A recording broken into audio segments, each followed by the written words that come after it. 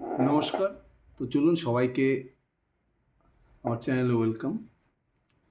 আজকে আমি আলোচনা করবো অ্যাক্টিভ ইনভেস্টিং নিয়ে। অ্যাকচুয়ালি অ্যাক্টিভ ইনভেস্টিংয়ের প্রসেসটা কীরকম থাকা উচিত। কেননা যতই আমরা স্টক নিয়ে আলোচনা করি, স্টকের অ্যানালাইসিস করি, কনকল পড়ি, পিপিটি গাইডেন্স সব ঠিক আছে। আমার প্রতিটা সেক্টরের হাই গ্রোথ স্টক নিয়ে আমরা পোর্টফোলিওতে নিচ্ছি। আমাদের স্টক সিলেকশন প্রসেসটা আমরা শিখে গেলাম। প্রতিটা সেক্টরের যত হাই গ্রোথ স্টক আছে সেই স্টকগুলোকে আমি সিলেক্ট করলাম, যাদের গাইডেন্স বেটার রয়েছে, যাদের গ্রোথ ভিজিবিলিটি নেক্সট 1 ইয়ার 2 ইয়ার 3 ইয়ার একদম ক্লিয়ার, সেই সব স্টকগুলোকে আমরা পোর্টফোলিওতে সিলেক্ট করলাম। হাই গ্রোথ স্টক, সেক্টরের হাইস্ট গ্রোয়িং স্টক, যাদের গাইডেন্স সেক্টরের হাইয়েস্ট এবং যাদের ফিউচার গ্রোথ ভিজিবিলিটি ক্লিয়ার, এই সমস্ত স্টক আমরা পোর্টফোলিওতে নিলাম। প্রতিটা সেক্টরের একদম হাই বেস্ট স্টক, সেরা গ্রোয়িং স্টক। কিন্তু সমস্যা হচ্ছে এর পরে, যখন আমরা স্টক সিলেকশন করে ফেলি, সমস্ত সমস্ত 99% রিটেল ইনভেস্টরের একই সমস্যা। যখনই আমরা কোনো স্টককে সিলেকশন করে ফেলি, আজকে আমরা যখন কোনো স্টককে সিলেকশন করি, তখন আমরা কী দেখে সিলেকশন করি? এটা সেক্টরের এই মুহূর্তে বেস্ট স্টক,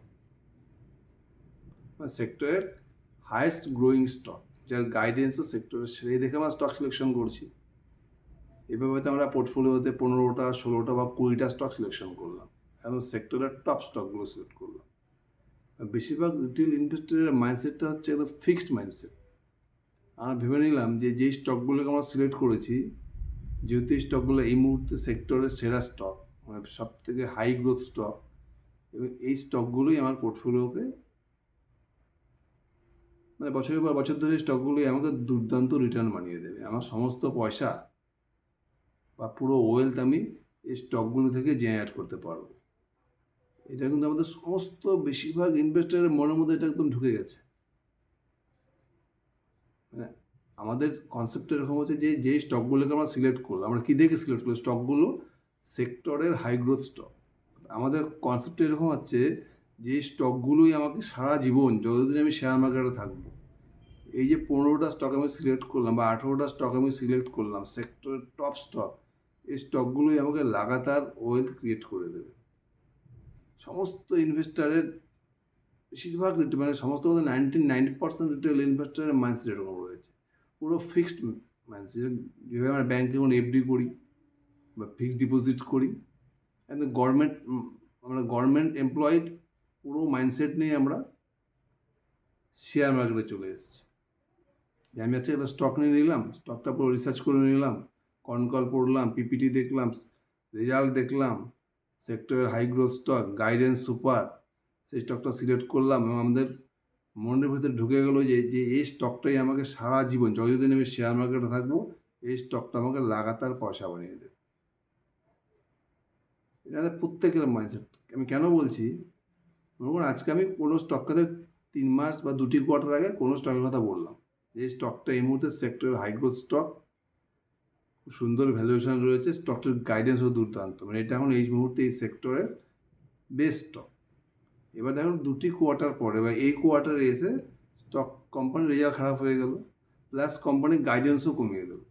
এটা 2টি কোয়ার্টার আগে কোম্পানিটা সেক্টরের হাই গ্রোথ স্টক ছিল, এখন কোম্পানি এসে কোম্পানির গাইডেন্সটা কমিয়ে দিল এবং এই কোয়ার্টারের রেজাল্টও খারাপ হয়ে গেল। তখন যথারীতি আমাকে কী করতে হবে? আমি যখন এবারে ভিডিওটা বানাবো, সেই স্টকটির সম্বন্ধে আমাকে খারাপ বলতে হবে। কেন খারাপ বলতে হবে? স্টকটির রেজাল্ট খারাপ হয়ে গেছে, যা গাইডেন্স ছিল তাতে খারাপ রেজাল্ট করেছে, প্লাস কোম্পানি ফিউচার গাইডেন্সও কমিয়ে দিয়েছে। কনকল পড়ে ম্যানেজমেন্ট নিয়ে ততটা কনফিডেন্টই মনে হলো না আমাকে।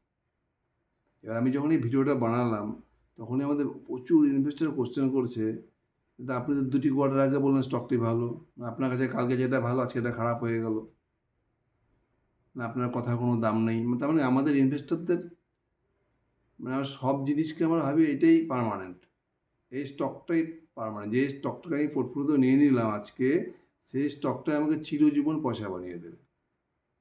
আমি আর অন্য কোনো স্টক নিয়ে রিসার্চ করব না, পড়াশোনা করব না, আমার স্টকের যারা কম্পিটিটার্স রয়েছে তাদেরকে নিয়ে আলোচনা করব না, তাদেরকে নিয়ে পড়াশোনা করব না, কনকলে পড়ব না।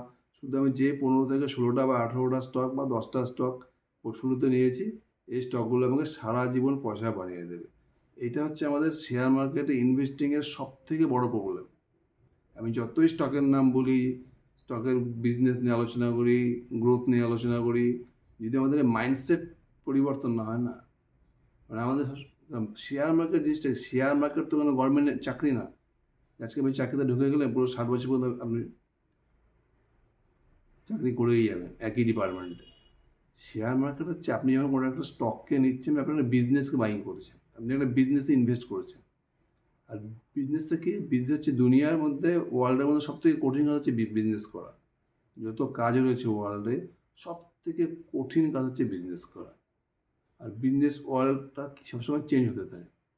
আজ থেকে 3 বছর আগে যে বিজনেসটা খুব ভালো ছিল, আজকে সেই বিজনেসটা অটোমেটিক খারাপ হয়ে গেছে। আজ থেকে মানে 10 বছর আগে কয়লার বিজনেসটা দুর্দান্ত ছিল, এখন দেখুন কয়লার বিজনেস খতম হয়ে গেছে। পেপারের বিজনেস দেখুন আজকে 10 বছর আগে দুর্দান্ত ছিল, আজকে পেপারের বিজনেস খতম হয়ে গেছে বা খতম হওয়ার দিকে। তার মানে বিজনেস ওয়ার্ল্ডটা কিন্তু সবসময় চেঞ্জ হতে থাকে।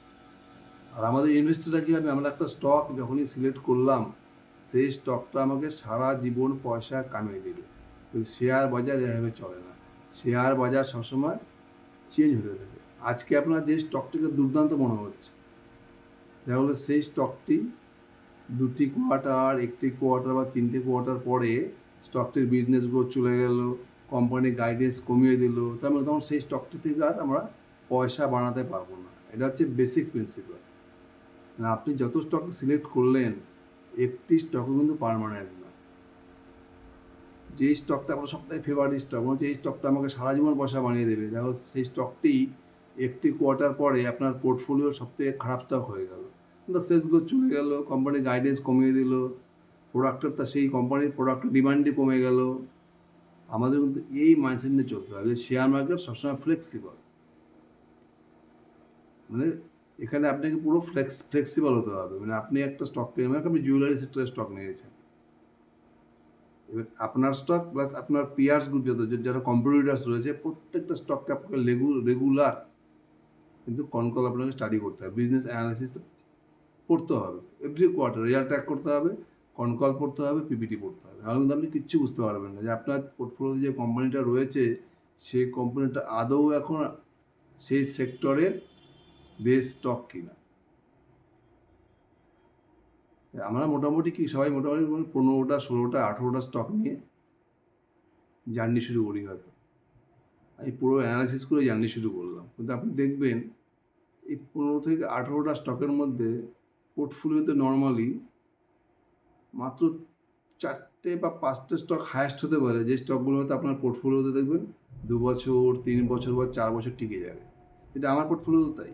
যদি আমি লাস্ট 3-4 বছরের আমার পোর্টফোলিও দেখি, 2021, 22, 23, 24, 25, 4-5 বছরের পোর্টফোলিওতে হয়তো 4 থেকে 5টি স্টক এরকম রয়েছে যে স্টকগুলো 3 থেকে 4 বছর আমার পোর্টফোলিওতে লাস্টিং করে গেছে। বাকি কিন্তু কোনো স্টকই লাস্টিং করেনি। সব স্টকগুলোকে আমাকে অনবরত হয়তো 1টি কোয়ার্টার পরে, কাউকে 2টি কোয়ার্টার পরে, বা কাউকে 4টি কোয়ার্টার পরে চেঞ্জ করতে হয়েছে। তো আমি সবসময় কিন্তু, আপনি সবসময় মনে রাখবেন যে যখনই আমরা কোনো স্টককে সিলেক্ট করি, কী দিকে সিলেক্ট করি, আমাদের কোম্পানিটার বিজনেস খুব ভালো লাগে, সেক্টর হাই গ্রোথ করছে, গাইডেন্স ভালো দিচ্ছে, মার্কেট ক্যাপ ছোটো আছে। কিন্তু সমস্যা হচ্ছে ভালো কোম্পানিগুলো খারাপ হতে খুব বেশি সময় লাগে, কারণ বিজনেস কখন খারাপ হয়ে যাবে সেটা প্রেডিক্ট করা খুব মুশকিল। আমিও প্রেডিক্ট করতে পারবো না, কোম্পানি নিজেও জানে না। তারপরে আমাদের কিন্তু মার্কেটের সঙ্গে সঙ্গে চলতে হবে। যখনই কোম্পানির রেজাল্ট খারাপ হয়ে যাবে, কোম্পানি গাইডেন্স কমিয়ে দেবে, তখন কিন্তু আমাকে স্টকটিকে পোর্টফোলিও থেকে আউট করতে হবে। এই জিনিসটা কিন্তু সবথেকে বেশি ইম্পর্ট্যান্ট। মানে একটা স্টককে পোর্টফোলিও থেকে সেল করা অ্যাক্টিভ ইনভেস্টিংয়ের ক্ষেত্রে সবথেকে ইম্পর্টেন্ট জিনিস। আর আমি কেন, যে কোনো লোক যখনই আপনি পোর্টফোলিওতে কোনো একটা পোর্টফোলিও বানাবেন, 14 থেকে 15টা স্টক, 12টা স্টক বা 20টা স্টকের পোর্টফোলিও বানাবেন, দেখবেন হয়তো এই 20টা স্টকের মধ্যে নেক্সট 3 থেকে 4 ইয়ার্সে 4 থেকে 5টি স্টকে কন্টিনিউ আপনার পোর্টফোলিও থেকে যাবে। মানে সেই কোম্পানিগুলোকে আপনি সেল করতে পারবেন না, কারণ কোম্পানিগুলো লাগাতার যা গাইডেন্স দেবে তার থেকে বেটার রেজাল্ট করতে থাকবে, সময়ের গাইডেন্স বাড়াবে, ম্যানুফ্যাকচারিং ক্যাপাসিটি বাড়াবে, স্টোর এক্সপেনশন করবে, সব ভালো ভালো দিয়ে 4 থেকে 5টি কোম্পানির মধ্যে হবে। এবং এই 4 থেকে 5টি কোম্পানি দেখবেন মাল্টিব্যাগার হয়ে যাবে। হয়তো এক একটি স্টক 3-4 বছরে 10x, 15x, 20x হয়ে যাবে। বাকি যে 8-10টি স্টক থাকবে আপনার পোর্টফোলিওতে, সেই স্টকগুলো কিন্তু কোনো একটি স্টক একটি কোয়ার্টার পরে খারাপ হয়ে যাবে, বা কোনো একটি স্টক 2টি কোয়ার্টার পরে খারাপ হয়ে যাবে। সেই স্টকগুলো যদি আপনি ধরে রাখেন, আপনি না বিক্রি করেন, সেগুলোকে আপনি ধরে রাখেন, এই যে 4 থেকে 5টি স্টক মাল্টিব্যাগার হয়ে গেল, সেটাতে কিন্তু আপনার কোনো লাভ হবে না। কারণ এই যে 8-10টি স্টক, যেই স্টকগুলোর বিজনেস খারাপ হয়ে যাবে, আপনি স্টকগুলোকে ধরে রাখবেন। এটা কি আপনার যে পুরো পোর্টফোলিও রিটার্নটা, যে 4-5টি স্টক যে মাল্টিব্যাগার হয়ে গেল, সেটা যে ফয়দাটা কিন্তু আপনি লাভটা উঠাতে পারবেন না। কারণ আমি যে 8 থেকে 10টি স্টকের গ্রোথ চলে গেছে, বিজনেস খারাপ হয়ে গেছে, কিন্তু আপনি অ্যানালিসিস করেননি, আপনি সেই স্টকগুলো নিয়ে বসে আছেন, তাহলে আলটিমেটলি দেখা যায় আপনার কিন্তু পোর্টফোলিও রিটার্নটা নেগেটিভ হয়ে যাবে, আর সেই স্টকগুলো এত পড়ে যাবে 3-4 বছরে। এই জন্য আমাদেরকে কী করতে হবে, আমাদের সবসময় ফ্লেক্সিবল হতে হবে। যখনই কোনো কোম্পানির বিজনেস খারাপ হয়ে যাবে, সে 1টি কোয়ার্টার পরে হোক, 2টি কোয়ার্টার পরে হোক, বা 3টে কোয়ার্টার পরে হোক, তাকে কিন্তু আমাকে পোর্টফোলিও থেকে আউট করতে হবে। তাহলে আমাদের পোর্টফোলিও বানাবো কীভাবে? তার মানে হচ্ছে আমাদের পোর্টফোলিওতেই মনে করেন 15টা স্টক থাকলো, আমাকে সবসময় আরও 15টা স্টক আমার পোর্টফোলিওর ওয়েটিং লিস্টে রাখতে হবে। যখনই একটি স্টক খারাপ হয়ে যাবে, তার রিপ্লেসমেন্ট আমার কাছে থাকবে। মানে আমার পোর্টফোলিওতে 15টি স্টক আছে, আরও 15 থেকে 20টি স্টক থাকবে হচ্ছে আমার পোর্টফোলিওর ওয়েটিং লিস্ট। যখনই আমার পোর্টফোলিওর কোনো একটি স্টকের রেজাল্ট খারাপ হবে, গাইডেন্স কমিয়ে দেবে, তখনই কিন্তু সঙ্গে সঙ্গে আমাকে আমার যে ওয়েটিং লিস্টে স্টকগুলো পড়ে আছে, সেই স্টকটাকে তুলে ধরতে হবে।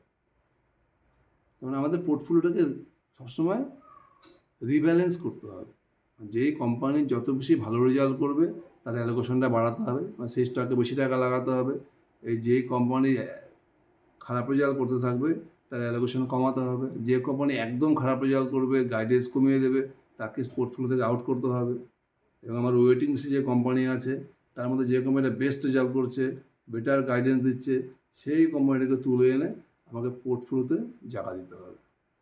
এই জিনিসটা যদি মেনটেন করা যায়, তাহলে মোটামুটি অ্যাক্টিভ ইনভেস্টিংয়ে মোটামুটি আপনার 60 থেকে 70% কাজ এখানেই হয়ে গেল। এটা হচ্ছে ইনভেস্টিংয়ের মূল মন্ত্র। সবসময় মনে রাখতে হবে, এখানে কিন্তু সাকসেস রেট কম। আপনি যে 14 থেকে 15টা স্টক আজকে সিলেক্ট করলেন পোর্টফোলিওতে, একদম সেক্টরের হায়েস্ট গ্রোথ, সবসময়কে মাথায় রাখতে হবে, এখানে কিন্তু আপনার সাকসেস রেট 20 থেকে 30%। হয়তো আপনি 15টা স্টক সিলেক্ট করেছেন, হয়তো এর মধ্যে 3 থেকে 4টা স্টকই হয়তো আপনার নেক্সট 3 ইয়ার্স বা 4 ইয়ার্স আপনার পোর্টফোলিও টিকে যাবে। বাকিগুলো কিন্তু খারাপ হয়ে যাবে আলটিমেটলি, 1টি কোয়ার্টার পরে হোক, 2টি কোয়ার্টার পরে হোক। এবার যখন স্টকগুলো খারাপ হয়ে যাবে, তার বিজনেস খারাপ হয়ে যাবে, যদি আপনি সেই স্টকগুলোকে পোর্টফোলিওতে ধরে রাখেন, আলটিমেটলি সাফার আপনি করবেন, আপনার পোর্টফোলিও সাফার করবে।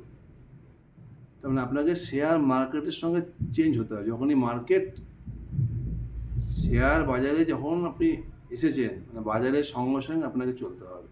যখনই আপনার কোম্পানির বিজনেস গ্রোথ খারাপ হয়ে যাবে, তখন আপনাকে সেই স্টক থেকে দূরে সরে যেতে হবে। কিন্তু এটা বেশিরভাগ রিটেল ইনভেস্টার এটা মানে না। এখনও প্রচুর ইনভেস্টারের পোর্টফোলিওতে আমি দেখছি KPIT technology, Varun beverage, Asian paint, স্টকগুলো এখনও পড়ে আছে। যে স্টকগুলো লাস্ট 2 বছর 3 বছর থেকে নো রিটার্ন। কেন রিটার্ন দেয়নি? কারণ স্টকগুলোর বিজনেস খারাপ হয়ে গেছে, তবুও রেখে দিয়েছে এরা। Varun beverage, KPIT technology, Asian paint, trend, এই ধরনের স্টকগুলো রিসেন্ট হয়েছে। এরকম পিএন গাডগিল দুর্দান্ত বিজনেস করছিল, রিসেন্ট কোয়ার্টার কোম্পানি গাইডেন্স কমিয়ে দিল, আমি ভিডিও বানালাম, বলে দিলাম, তারপরে অনেক ইনভেস্টার কোশ্চেন করছে যে আপনি 2টি কোয়ার্টার আগে বলেন পিএন গাডগিল ভালো, এখন বলছেন খারাপ, এভাবে কীভাবে চলবে? সেম কার্টেড নিয়েও সেম সমস্যা, দুর্দান্ত বিজনেস ছিল, কিন্তু কার্টেডের আমার ভিডিও বানানো আছে। এখন বিজনেস খারাপ হয়ে গেছে, কিন্তু আমার যখন কোনো কোম্পানির বিজনেস খারাপ হয়ে যায়, আমাদের খারাপ বলতে হবে। কিন্তু আমাদের রিটেল ইনভেস্টাররা সব কিছু ইগোতে নিয়ে নেয়, যে আপনি একটি কোয়ার্টার আগেও বলেন ভালো, এখন বলছেন খারাপ। আমি বলছি না, আমি তো কোনো কোম্পানিকে ভালো খারাপ বলছি না, কোম্পানি বলছে। কোম্পানির বিজনেস পারফরমেন্স স্টকটাকে ভালো বানায় বা স্টকটাকে খারাপ বানায়। এবার যখনই কোনো বিজনেস পারফরমেন্স খারাপ হয়ে যাবে, তখন তো আমার কাজ যে আমি আমার সেটাকে বলা, সে ভালো হোক খারাপ হোক। হয়তো 2টি কোয়ার্টার আগে আমি ভালো বলেছিলাম, কখন বলেছিলাম? যখন কোম্পানির বিজনেস পারফরমেন্স বেটার ছিল। এখন বিজনেস খারাপ হয়ে গেছে, কোম্পানির গাইডেন্স দিচ্ছে না, কোম্পানির মধ্যে প্রবলেম দেখা যাচ্ছে, তখন তো আমাকে খারাপ বলতেই হবে। কিন্তু আমাদের রিটেল ইনভেস্টরদের ইগোতে লেগে যায়, 2টি কোয়ার্টার আগে আপনি ভালো বললেন, এখন খারাপ হয়ে গেল। যদি এরকম মাইন্ডসেট আপনার থাকে না, তাহলে শেয়ার মার্কেট আপনার জন্য না। আপনাকে সবসময় মার্কেটের সঙ্গে চলতে হয়। মানে ইনভেস্টিং মানে এই নয় যে আপনি একটা স্টক আজকে নিয়ে নিলাম, 10 বছরের জন্য ঘুমিয়ে গেলাম স্টকটি নিয়ে। ইনভেস্টিংয়ের মানে হচ্ছে কোম্পানির বিজনেসের সাথে আপনি ইনভেস্ট করছেন। যখনই কোম্পানির বিজনেস খারাপ হয়ে যাবে, অটোমেটিকলি আপনাকে স্টক থেকে সরে যেতে হবে। আর এই মাইন্ডসেটটা কিন্তু আপনাকে তৈরি করতে হবে। এই জন্য আপনাকে কী করতে হবে, একটি সেক্টরে শুধুমাত্র একটি স্টক নিয়ে পড়ে থাকলে হবে না। আপনার পোর্টফোলিও স্টক প্লাস তার চেয়ে আরও কম্পিটিটর রয়েছে, 4টি 5টি 6টি স্টক সবাইকে নিয়ে আলোচনা করতে হবে। প্রত্যেকের বিজনেস দেখতে হবে, কনকল করতে হবে, কারণ মার্কেট সবসময় চেঞ্জ হতে থাকে। আজকে যেটা খারাপ সেটা হয়তো কালকে ভালো হয়ে গেল, আজকে যেটা ভালো আছে সেটা কালকে খারাপ হয়ে গেল। শুধু আপনি যদি এই কাজটি করতে পারেন না, যে ফিক্সড মাইন্ডসেটটাকে দূরে ফেলে দিয়ে ফ্লেক্সিবল হতে হবে আপনাকে। মানে বিজনেস পরিবর্তনের সাথে সাথে আপনাকে স্টকটাকেও চেঞ্জ করতে হবে। তাহলে দেখবেন আপনার অ্যাক্টিভ ইনভেস্টিংয়ের মোটামুটি পুরো প্রবলেমটা সলভ হয়ে যাবে। শুধুমাত্র শেয়ার বাজারের সাথে, মার্কেটের সাথে, বিজনেসের সাথে আমাদেরকেও চেঞ্জ হতে হবে। আমি যখন কোনো একটা স্টকে ইনভেস্ট করছি, মানে আমার একটা বিজনেসে ইনভেস্ট করছি। যখন বিজনেস খারাপ হয়ে যাবে, অটোমেটিকলি আমাকে সেই স্টক থেকে সরে যেতে হবে। আমি এই ভিডিওতে যে স্টকগুলোর নাম বলছি, এটা কিন্তু রিকমেন্ডেশন করছি না, আমি জাস্ট বোঝানোর জন্য বলছি। যেমন লাস্ট Q3-তে আমাদের দেখা যাচ্ছে অনেক বিজনেসে প্রবলেম দেখা দিয়েছে। পিএন গাডগিল বা ইপ্যাক প্রিফ্যাক বা কার্ট ট্রেড বা ইন্ডিয়া শেল্টার, এই ধরনের প্রচুর বিজনেসের গ্রোথ কমে গেছে, বা কোম্পানি বিজনেসে প্রবলেম হচ্ছে, কোম্পানির কন্ট্রোলে গাইডেন্স কমিয়ে দিচ্ছে। তখন তো আমাকে সেই স্টকগুলোকে দেখতে হবে। আইদার আমাকে পোর্টফোলিও থেকে অ্যালোকেশন কমাতে হবে। খুব যদি আমার খারাপ মনে হয়, তাহলে সেই স্টকগুলোকে আমাকে পোর্টফোলিও থেকে আউট করতে হবে। কারণ আমার কাছে প্রচুর অপশন রয়েছে, প্রতিটা সেক্টরে প্রচুর অপশন রয়েছে। এনবিএফসি সেক্টরে বলুন, জুয়েলারি সেক্টরে বলুন, এফএমসিজি বলুন, প্রত্যেকটা সেক্টরের অপশন রয়েছে। তো আমাকে সেই অপশনগুলো রেখে দিতে হবে, যাতে আমি পোর্টফোলিওটাকে চেঞ্জ করতে পারি। আমি যদি পোর্টফোলিওকে চেঞ্জ করতে না পারি, তাহলে তাহলে শেয়ার মার্কেটে আমি টিকতেই পারবো না। মানে আমাদের ফিক্সড মাইন্ডসেট ছাড়তে হবে। বাজারের সঙ্গে সঙ্গে আমাকেও আমার পোর্টফোলিওর অ্যালোকেশন কিন্তু সবসময় চেঞ্জ করতে হবে। এটাই হচ্ছে অ্যাক্টিভ ইনভেস্টিং। Thank you.